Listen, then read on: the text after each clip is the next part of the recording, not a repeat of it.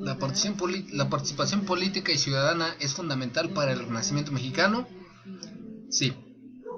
La sociedad está decidiendo salir de la mediocridad, rompiendo las tendencias de una espiral denigrante para transitar hacia una nueva espiral proactiva. Puede haber caos mimético y simulado, y solo la turba de un pensamiento legítimo a los ciudadanos organizados en conciencia puede restaurar el orden. Eso es también la invitación a un amplio movimiento de conciencias enlazadas para proponer un renacimiento desde lo más profundo del pensamiento mexicano, que concuerde con la afirmación de Octavio Paz.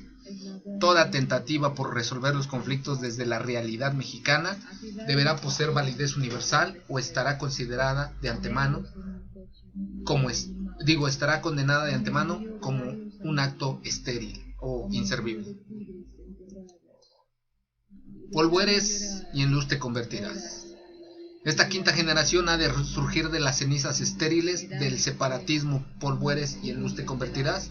Una vez lograda la misión del renacer en México, alcanzará por efecto la resonancia al mundo entero. Hacia una nueva conciencia histórica de México, planteando desde una perspectiva patriótica o matriótica, porque la patria y la matria son una dualidad, no solo es la patria solamente nos da la visión del machismo, la matria nos da la visión del feminismo, y hombre y mujer se complementan. Entonces, ¿para qué tanto brinco estando el suelo tan parejo con esto del feminismo y los movimientos feministas? Yo no estoy en contra, pero tanto es válido la postura del hombre como la postura de la mujer, y ambos se complementan. Sin patriotismos críticos, sin patriotismos triunfalistas que cieguen el profundo legado de la historia, se debe de enseñar y explicar las experiencias positivas y negativas de nuestro país, para aprender de ellas y filtrar con el discernimiento de la conciencia presente. La filósofa alemana Hannah Arendt, una pensadora de las más destacadas del siglo XX, define que la violencia es una lucha contra la historia. Y también sostiene que siempre a la violencia le precede la mentira. Con esta secuencia de pensamiento, la violencia en México puede ser estudiada desde una óptica de verdad. La sociedad en conjunto debe estoicamente expresarse y aceptar la verdad por cruda que sea. El filósofo alemán más importante, Immanuel Kant, en sus preguntas fundamentales plantea: con lo que sé, ¿qué debo hacer? Esto implica abordar los asuntos de trascendencia histórica sin demagogia, sin mentiras, sin manipulaciones, sin tergiversación de la información, y aceptar los hechos que a la luz requieren de corrección, como remendar la mentira con la verdad. Basta de violencia. La estrategia aprender no solo una nueva lengua, sino su significado filosófico. Para el doctor Elías, todos los idiomas contienen códigos culturales y filosóficos que deben interpretarse para comprender el pensamiento profundo. Por ejemplo, Heidegger, filósofo, había podido llegar a hablar de Ausbahn in das Sein, o de ser en el mundo. Podía mezclar la categoría del estar Ausdan con la del ser Sein. Ser el mundo era un postulado válido en el contexto endolingüístico alemán. Soy alemán. Está en la misma categoría que soy en Berlín. Para una persona del mundo hispánico, soy en es un planteamiento falso. Estar es la categoría adecuada. Con esta capacidad de descifrar los códigos culturales y filosóficos, generar los principios operativos para la creación y el funcionamiento del Mossad, Centro de Inteligencia Israelí. Es decir, es muy importante y de vital importancia que hable yo inglés, que hable yo japonés, que hable yo chino, mandarín, pero también que hable náhuatl, mixteco, zapoteco, mazahua, mis lenguas indígenas, mis lenguas autóctonas originarias y otras lenguas del mundo, ¿no? No son dialectos. El inglés, el náhuatl, el alemán, el italiano son tan lenguas como cualquiera. Entonces, ahí está la importancia de la nueva escuela mexicana, que retoma la interculturalidad. ¿Cómo es posible y cómo se debe de dar el renacimiento o el renacer del mexicano? El renacimiento mexicano se va a vivir de una forma personal y colectiva, no individualizada. Así que aquí el capitalismo no entra. Por eso debe de ser destruido y por eso debe de desaparecer. Y no sé si lo que venga sea un socialismo o un comunismo, Pero lo que sí sé es que debe de venir una conciencia colectiva y un pensamiento más crítico, más analítico, más sabio y más inteligente. Es decir, hay que volver a gestar pacíficamente y pacientemente en el útero materno, porque todos venimos de una mujer y todos venimos de una madre. Cuidar el nuevo ser que se está creando con total amor, reconciliarse con las dos figuras principales, creadoras del núcleo social, con el padre y con la madre. Sentir de nuevo la labor de parto, atravesado por la matria patria, vivir de nuevo las contracciones e ir dilatando la conciencia, dando espacio a nuevas ideas, volver a expulsar del vientre materno hacia el mundo, ofreciendo un ser humano dispuesto a hacer la paz, a hacer el amor, no a hacer la guerra. Ese ser humano que vuelve aclamando, vuelve a nacer, y esa sociedad que como grupo colectivo aclama su renacimiento, debe presentarse con una nueva fuerza, dando un significado distinto a la vida y lograr de tal manera co-crear otros resultados totalmente diferentes a los que han de llevar a México al oscurantismo.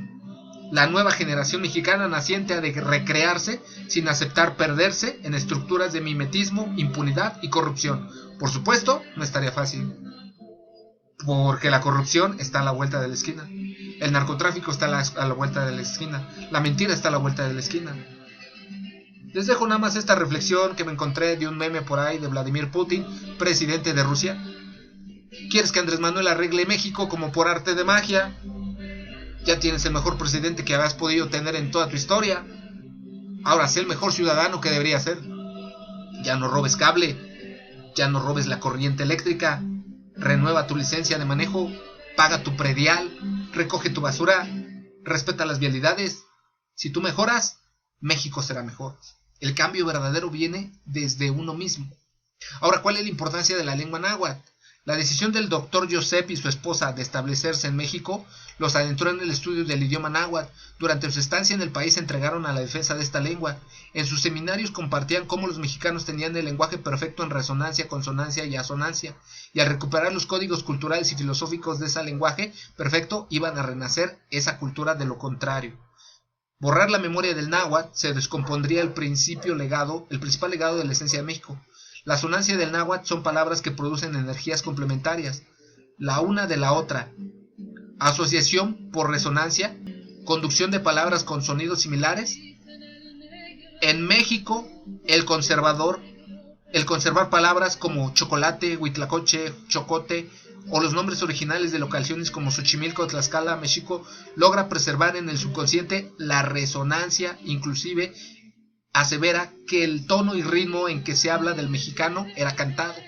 En México se han mantenido vivas las lenguas madre y han sido mezcladas en sus códigos con el latín, convertido en diversas ramas como el español y el náhuatl, que aún hablan en formas puras cientos de miles de mexicanos.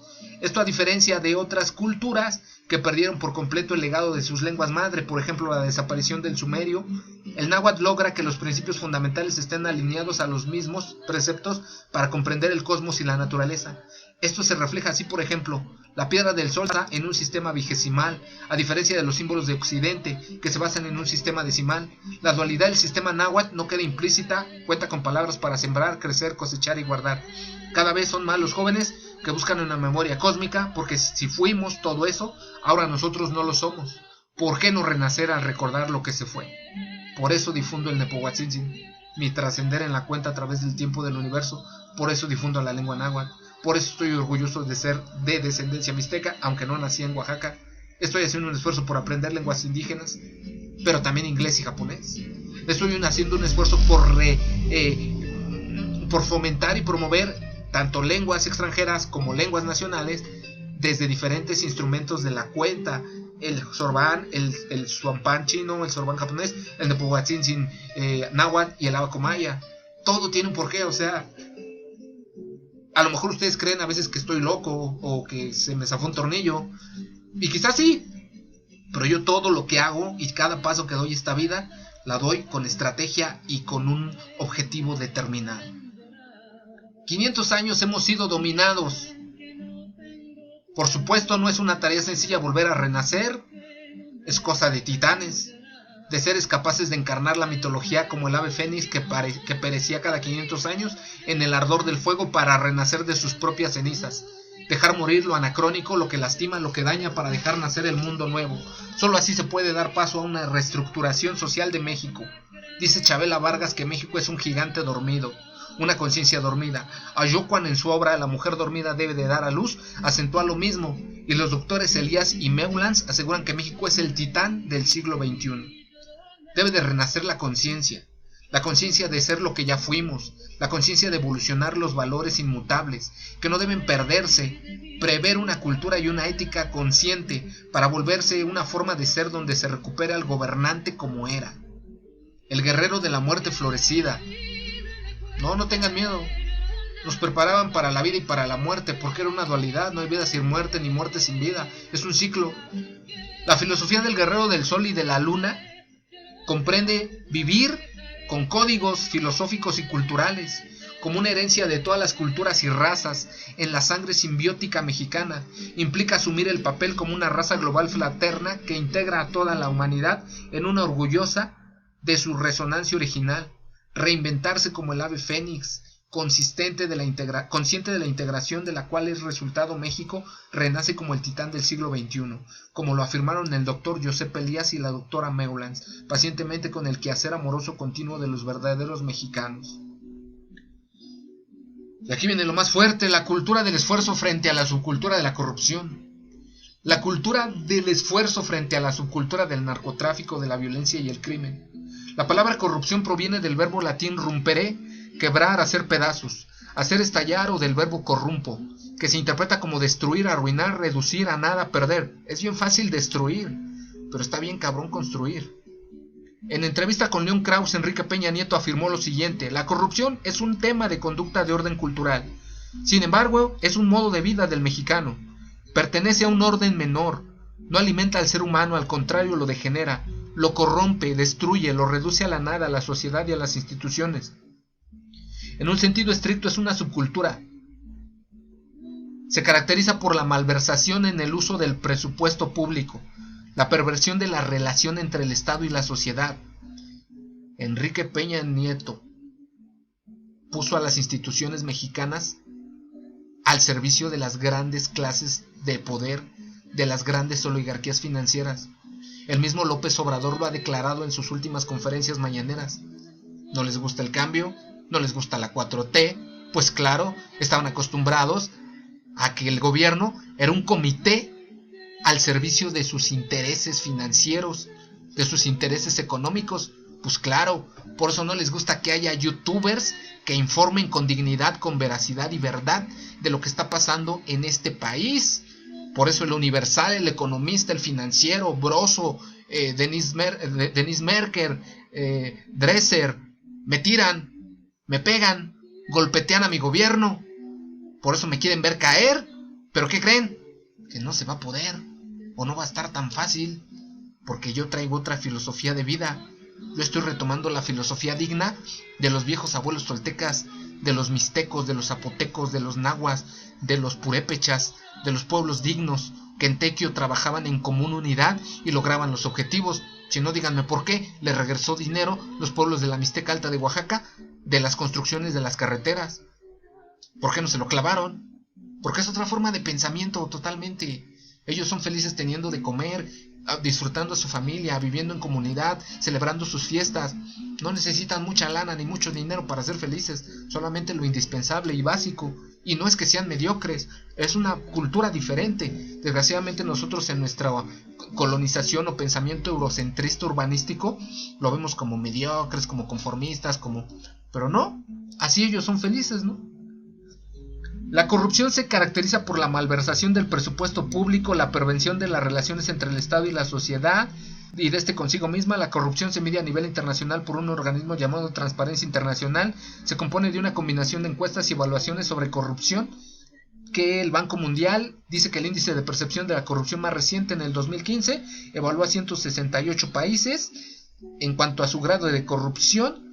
En el sector público, los resultados a nivel mundial son alarmantes y demuestran una crisis sistemática en el quehacer gubernamental. En el último índice público en el 2015 se revelan los siguientes datos. México se ubica en el lugar 95 de 166 países, con una puntuación de 35 de 100 en América Latina en corrupción. Por eso la política es combate